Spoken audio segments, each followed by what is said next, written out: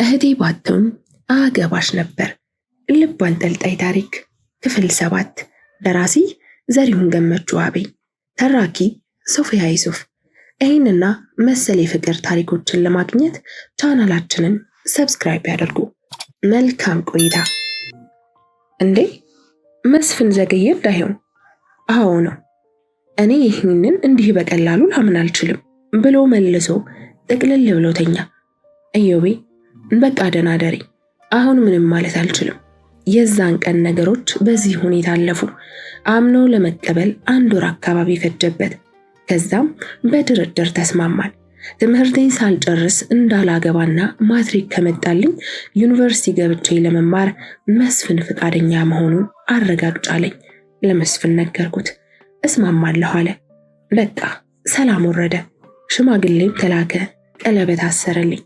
ይፋዊ እጮኛ ሆንኩኝ። ቀስ በቀስ በእኔ ምክንያት ኢዮቤና መስፍኔ እየተቀራረቡ መጡ። ስንኮራረፍ የሚያስታርቀን፣ ስንጀጋጀግ የሚያግባባን፣ ሐሳብ የሚያስፈልግ የነገር አባታችን ሆኖ እረፍ አለ።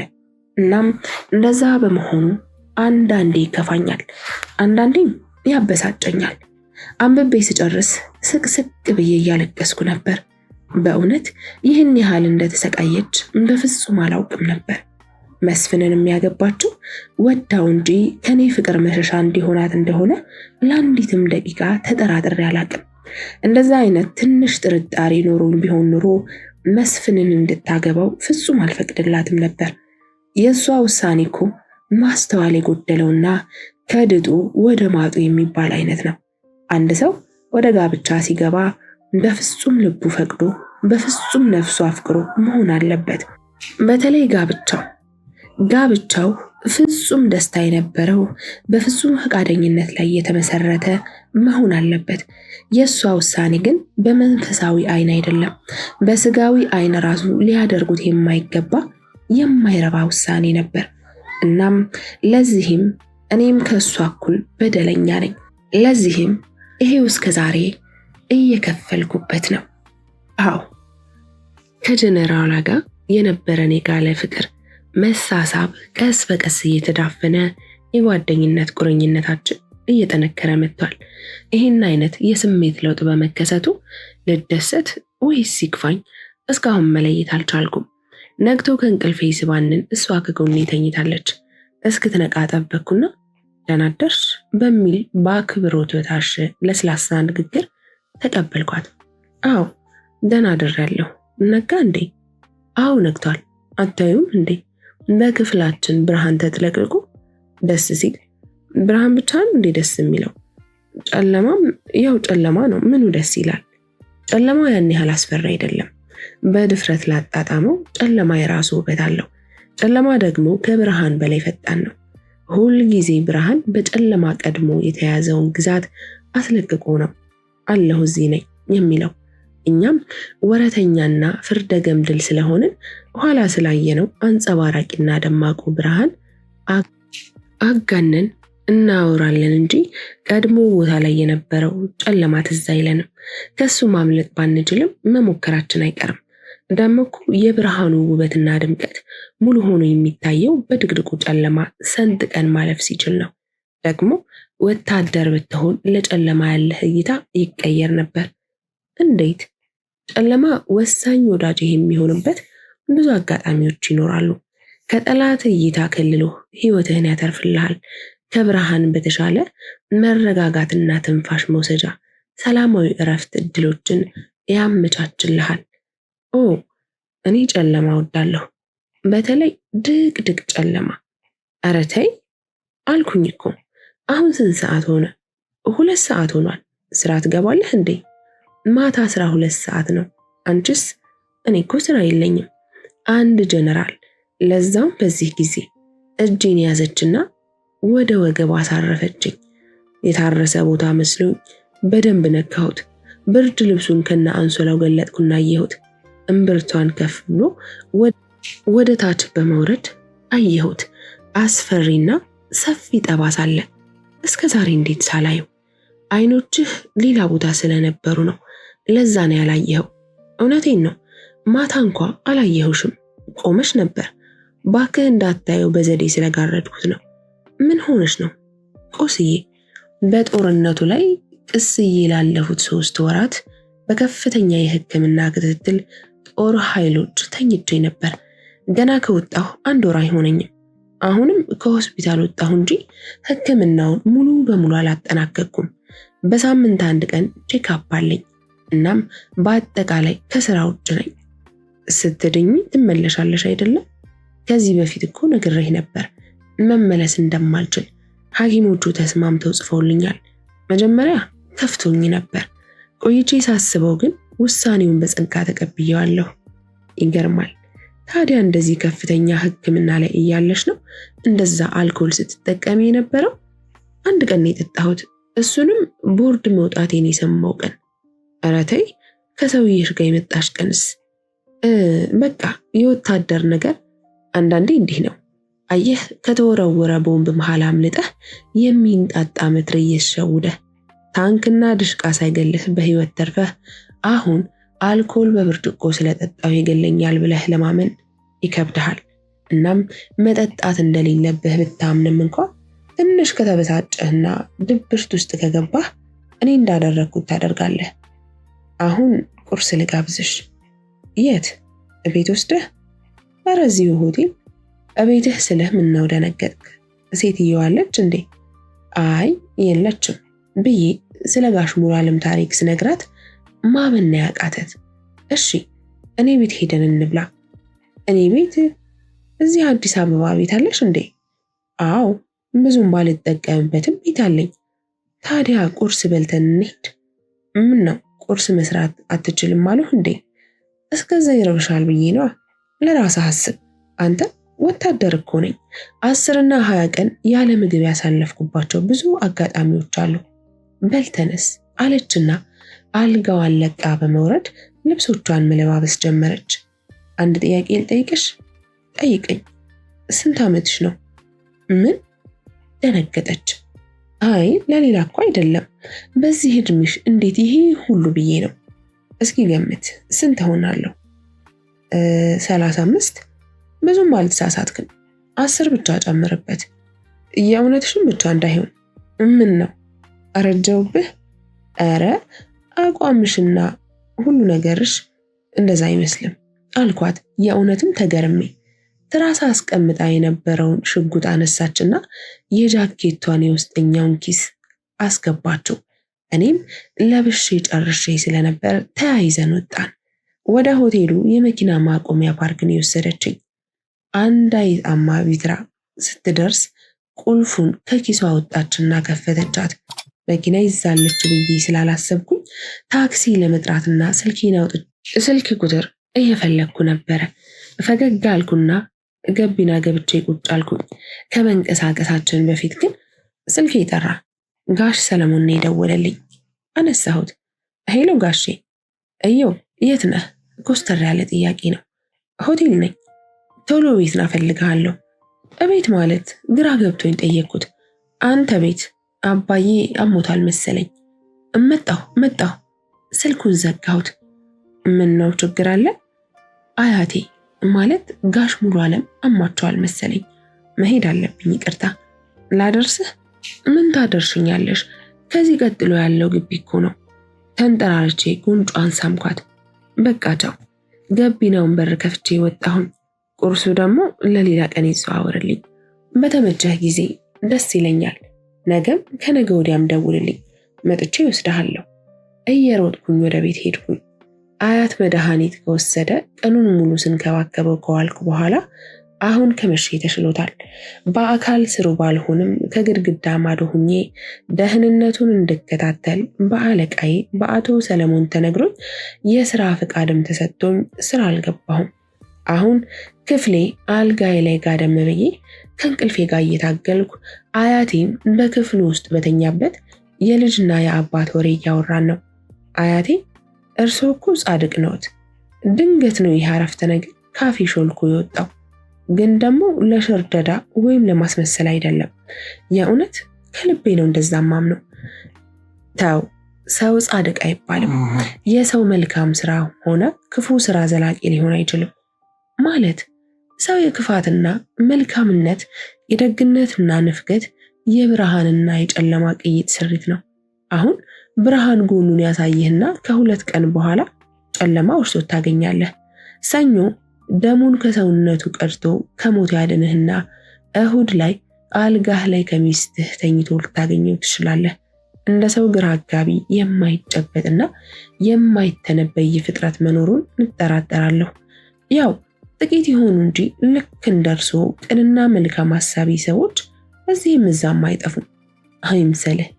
የትኛውንም ሰው በተመለከተ ስለ ወቅታዊ ድርጊቱ በነጠላ መናገርና መመስከር ትችላለህ እንጂ በአጠቃላይ እገሌ እንዲህ ነው ብለህ መደምደም በኋላ መሸማቀቅን ነው የሚያስከትልብህ። ስንት ሰዎች በቆሰሉበት የፖለቲካ መሪ አፍረዋል። ስንት ሰው ባከበራቸው የሃይማኖት አባቶች ተሸማቀዋል። ስንቱ ሰው የማምለክ ያህል በሚወደው አርቲስት ምግባር ልቡ ተሰብሯል። አያቴ ትክክል ነዎት። ግን ሰውን ሁሉ ሲጠራጠሩ መኖር አይከብድም? ልጄ በሃይማኖት ተቋም እንኳን ለአንድ ሰው የሰማዕታትነት ማዕረግ ለመስጠት አንድ መስፈርታቸውን ታውቃለህ? የሰውየው መሞት ነው። ለምን ይመስልሃል? እኔ እንጃ አያቴ። በህይወት ያለ ሰው በቀጣይ ምን እንደሚሰራና ምን እንደሚያጠፋ ፍጹም መተንበይ ስለማይቻል ነው። ይህ ግለሰብ በእኛ ሃይማኖት ዶግማና ቅኖና መሰረት እንከን አልባና በቅድስናው የተመሰከረለት ብለው አክሊል ከደፉለት በኋላ 1 ዓመት እንኳ ሳይጠብቅ አይ የእናንተ ሃይማኖት ግድፈት አለበት፣ እስካሁን በተሳሳተ ጎዳና ነበር ስጓዝ የነበረው፣ በሉ ደህና ሁኑ ቢል ወይም በፈጣሪ ማመን አቁሜያለሁ ብሎ ቢያውጅ ምን ይፈጠራል? እንዲህ አይነት ጥፋት ደግሞ በመሸማቀቅ ብቻ አያበቃም። ተራ በሚባሉ አማኞች ዘንድ ውዥንብር ይፈጥራል፣ ጥያቄ ያስነሳል፣ ጥርጣሬ ያጭራል። ታዲያ ይህንን የሚረዱት የሃይማኖት ተቋሞች የፈለገ ክንፍ አብቅለህ በአየር ብትንሳፈፍ እንኳ ሞተህ ከአፈር በታች ቀብረው እስኪያረጋግጡ ድረስ ጻድቅ ነው ብለው አያውጁልህም። ሰማዕታችን ነው ብለው በመዝገባቸው አያሰፍሩህም። አያቴ አሁን እየተረዳሁት ያለሁት ሰው በጣም ውስብስብ ፍጡር እንደሆነ ነው። ትክክል ነህ። ፈጣሪ ሰውን እንደ መልካችን በአምሳላችን እንፍጠር ብሎ አይደለ የፈጠረን? ውስብስብነቱን ከሱ ከባለቤቱ የወረስን ይመስለኛል። በል አንተ ቀልማዳ አሁን ተኛ። እሺ አያቴ፣ ደህና አደሩ። ደህና አደር አያቴ። በጣም አዝኛለሁ። አይ አንተ ልጅ መቼ ነው ዛሬ ተደስቻለሁ የምትለው ደግሞ? ምን ሆንክ? ስለ ልጅቷ ነግሬዎታለሁ አይደለ? ስለ የቷ? ስለ ልጅህ እናት? አይ እኛ ሆቴል ስለምትመጣው። ጀነራሉ ሽማላት ያልከኝ? አዎ። ምን ነው ተተናኩልካት እንዴ? አይ ነገሩ ወዲህ ነው። ወዴት? በቀደም ጠቅላይ ሚኒስትሩ የማዕረግ እድገት ከሰጣቸው ጀነራሎች መካከል አንዷ እሷ ነበረች። ምን? አዎ ወታደር መሆኗን ሳላውቅ ጀነራል ሆና አገኘኋት። እርግጠኛ ነህ? በመልክ መመሳሰል ወይ መንታ እህት ኖሯት ይሆናል። አያቴ እንደዛ አይደለም። ማታ ቤት ከገቡ በኋላ ሳይሰሙኝ ቀስ ብዬ ወጥቼ ወደ ሆቴል ሄጄ ነበረ። አንተ ቀልማዳ ምን ለመፍጠር? ቤርጉ ይዛ ስለነበር አግኝቼ ልጠይቃት እና እውነት መሆኑን አረጋግጣልኛለች። ታዲያ ይሄ ይደንቃል እንጂ ምኑ ያሳዝናል። እርግጥ ይገባኛል። አንተ የምታስበው ፍቅር እውን የመሆን እድል የለውም ብለህ ልታስብ ትችላለህ። እንደዘብ ብታስብም አይገርምም። ማንም በአንተ ቦታ ቢሆን በተለየ መልኩ ሊያስብ አይችልም። ግን ማወቅ ያለብህ መቼም ቢሆን ፍቅር ምክንያታዊ ሆኖ አለማወቁን ነው። እናም በፍቅርና በጦርነት ሁሉም ነገር ትክክል ነው የሚባለው ለምን ይመስልሃል? ምንም ያልተገመተና ያልታቀደ ነገር መከሰት በፍቅርና በጦርነት ውስጥ ተደጋግሞ የሚስተዋል እውነት ስለሆነ ነው። አያቴ ትክክል ነዎት። እሱ እንዳለ ሆኖ እኔ ያዘንኩት ግን በአሁኑ ጦርነት ክፉኛ ተጎድታ ለ3 ወር ሆስፒታል እንደነበረች ነገረችኝ። ያሳዝናል። ድሮስ ከጦርነት ምን መልካም ዜና ይሰማል? አዎ እንደነገረችኝ ከሆነ ለ1 ወር ሙሉ ለሙሉ ራሷን አታውቅም ነበር። ከተንቤን በረሃ ተጭና አዲስ አበባ እስክትመጣ ኦፕራሲዮን ሲሰራላት ሁሉንም ነገር አታስታውስም። ጓደኞቿ እንደነገሯት እኔ እንጃ ሙሉ በሙሉ አንጀቷ ተዘርግፎ ከተዝረከረከበት ታፍሶ ወደ ውስጥ ተመልሶ ነው ልትተርፍ የቻለችው። ጠባሳዋ ከእምብርቷ ከፍ ብሎ ወደ ታች ከ20 ሴንቲሜትር በላይ ይረዝማል። እንደተነገራት ከሆነ ማህፀኗም ተቆርጦ ስለወጣ ከአሁን ወዲህ መውለድ አትችልም። ለሀገሯ ደግሞ ደሟን ማፍሰሷ ብቻ ሳይሆን በቃ ልጄ በህይወት መትረፏም አንድ ተአምር ነው። ሌላው በሂደት የሚታይ ነው። አያቴ እንዲህ መስዋዕት የሚከፈልላት ሀገር የምትባለው ጣዖት ግን ማን ናት? ይህችን ጥያቄ ለሷ ብታቀርብላት እርግጠኛ ነኝ በእንባ ባቀረሩ አይኖቿ በሞቀና በደመቀ ስሜት የሚያንሳፍፍ አይነት መልስ ልትሰጥህ ትችል ነበር። እኔ ግን የተለመደው አይነት ቀና መልስ ልሰጥህ አልችልም። ልጄ እንደኔ ሀገር ሐሳብ ወለድ ጽንሰ ሐሳብ ነው። ቋሚ እውነት አይደለም። ይጠባል፣ ይሰፋል፣ ይለማል፣ ይፈርሳል። ቢሆንም ከነስነልቦናችን ጋር ስር የሰደደ ትስስር አለው።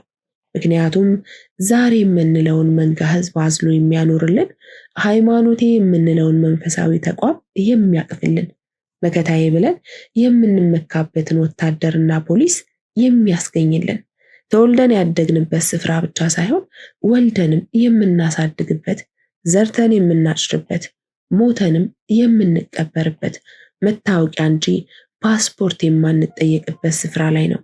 ሀገር በህይወት ጉዟችን በኑሮ ውጣ ውረዳችን ቀላል ትርጉም የለውም። ከሀገር በላይ ለእውነት የቀረበ እቤታችን ነው።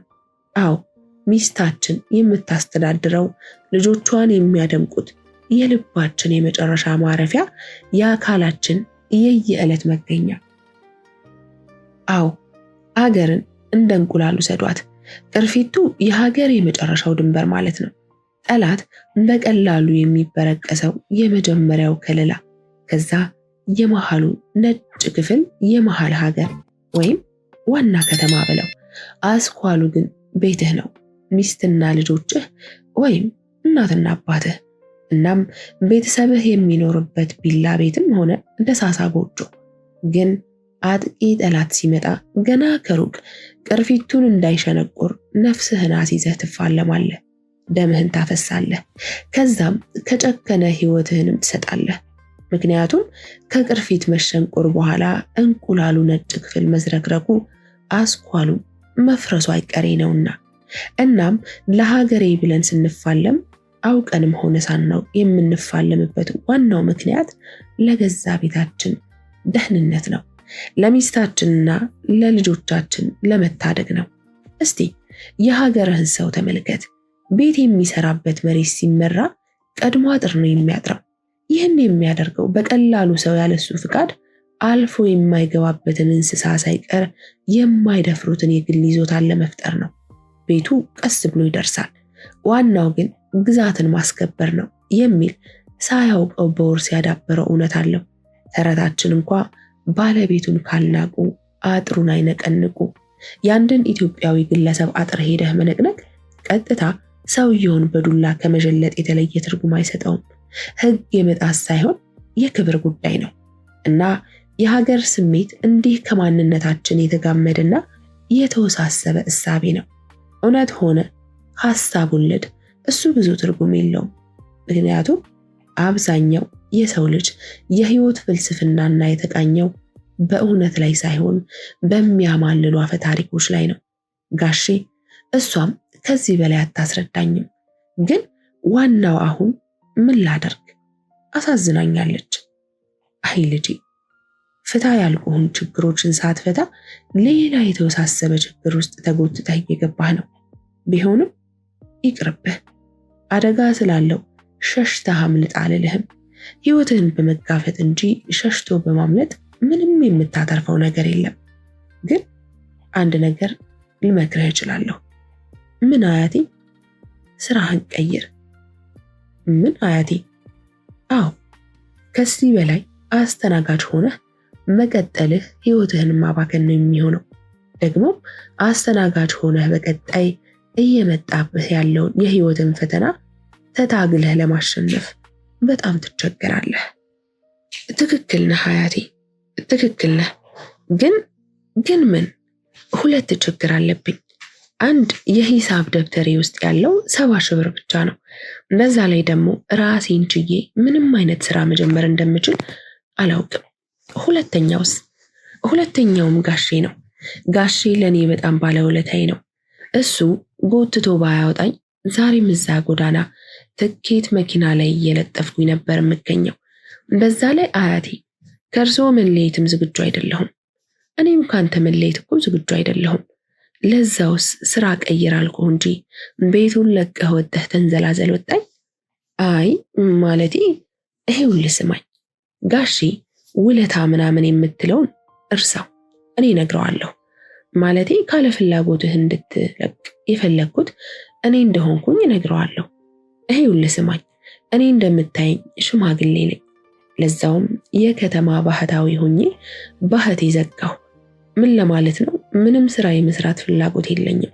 ግን የተወሰነ ብር ደብተሬ ውስጥ አለ እና አንተ ደስ የሚልህን ቢዝነስ አጥናና አምጣ፣ እኔ ገንዘብ እሰጥሃለሁ።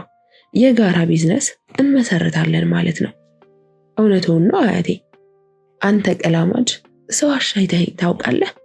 አይ ለዛሬ እንኳ በራፉን ቢከፍቱልኝ ጉንጮትን አገለባብጬ ብስም እንዴት ደስተኛ ሁን ነበር መሰሎት። ብልጡ ይቅርብኝ፣ ግድ የለም ግድግዳውን ሳም አያቴ። በጣም ነው የማመሰግነው። እኔ ጋር እንደነገርኩት 70,000 ብር አለ። ደሞዜን ስቀበል 70,000 ብር አካባቢ ይሆንልኛል። እንደምንም እርስዎ ጋር የተወሰነ ከተገኘ የሆነ ነገር መጀመር እንችላለን። በእውነት በጣም ነው የተደሰትኩት ልጄ። አቤት አያቴ፣ ደንግጫለሁ። ያን ያህል ብር ከየት አመጣለሁ ሊሉኝ የመሰለኝ። ቢዝነሱ የጋራ ከሆነ እኩል ብር ማውጣት አለብን። በዛ ላይ ምንም እንኳ የደሃ ጉልበት ሂሳብ ውስጥ አይገባም እንጂ ቢገባማ ስራውን የምሰራው እኔ ነኝ ስል ለውስጥ ያጉረመረምኩኝ። አያቴ ግን ተአምራዊ ንግግሩን ቀጠለ። ያንተን ብር ቢዝነሱን ለማጥናት ተጠቀማት፣ እኔ 1,000,000 ብር እሰጥሃለሁ ትናለኝ።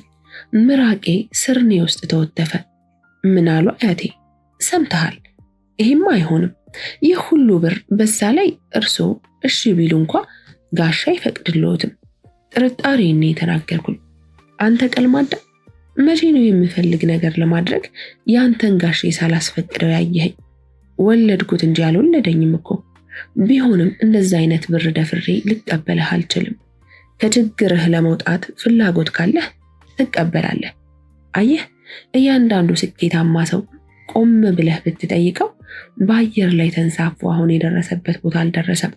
እንዲህ አሁን አንተ እንዳጋጠመህ አይነት ቅጽበታዊ ድል አጋጥሞት ያንን በምስጋና ተቀብሎት በጥረት አሳድጎትና አበርክቶት ነው። አሁን ይሄን እድል ከገፋህ ምናልባት የዛሬ 20 ምናምን ዓመት ተመሳሳይ እድል አታገኝም። ባለህ እውቀት በቀናነትና በጽናት ስራህን ስራ። ከዛ ውጪ ከቁጥጥርህ ውጭ በሆነ ሁኔታ ብትከስር እኔ ግድ የለኝም። ከኔ በላይ ከሳሪው አንተ ነህ። ብታተርፍም ከኔ በላይ ተጠቃሚው አንተ ነህ። ምክንያቱም እንደምታየኝ በትርፉ ልጃገረድ አላገባበትም፣ በኪሳራውም ራሴን አላጠፋም። ደግሞ ዝም ብዬ ስለምወድህ ብቻ አይደለም ይሄንን ብር የምሰጥህ፣ በብዙ መንገድ ነገሮችን ገምግሚና አይቼ ነው። ጓደኛ አታግተለትልም። ወደ ቤትህ መግባት ባለብህ ሰዓት ተቆጫለኝ ወይም የለኝም ሳትል ታደርገዋለህ። ስራህ ሰው አየኝ አላየኝ ሳትል በታማኝነት ትሰራለህ። ስላለህ ብቻ ገንዘብህን አትረጭም። የምትፈልጋቸውን ነገሮች ሳይሆን በጣም የሚያስፈልጉህን ነገሮች በመጠቀም በመጠንና በልክ የመኖር ልዩ ችሎታ አለህ። ይሄ ደግሞ ብትከስር እንኳ በአንተ ጥፋትና እንዝላልነት እንደማይሆን እርግጠኛ ነኝ። አያቴ ካሉ ደስ ይለኛል። እንግዲህ ተዘጋጅ። ለጋሼህ ሰሞኑን ነግረዋለሁ። ከዚህ ወር በኋላ አስተናጋጅ ስለማትሆን በደንብ አጣጥመው። አያቴ አሁን ደግሞ ምን ቀረህ? ጠዋት ቤትህ ውሰደኝ ብላኝ ለምናኝ ነበር። አያቴን እንረብሸዋለን ብዬ እምቢ አልኳት። አይ እንደውም ላወራት እፈልጋለሁ። ማለት ከክፍልዎት ይወጣሉ? አንተ ቀልማዳ፣ የኔን ወደ ውጭ መውጣት እንዴት እንዲህ ፈለግከው?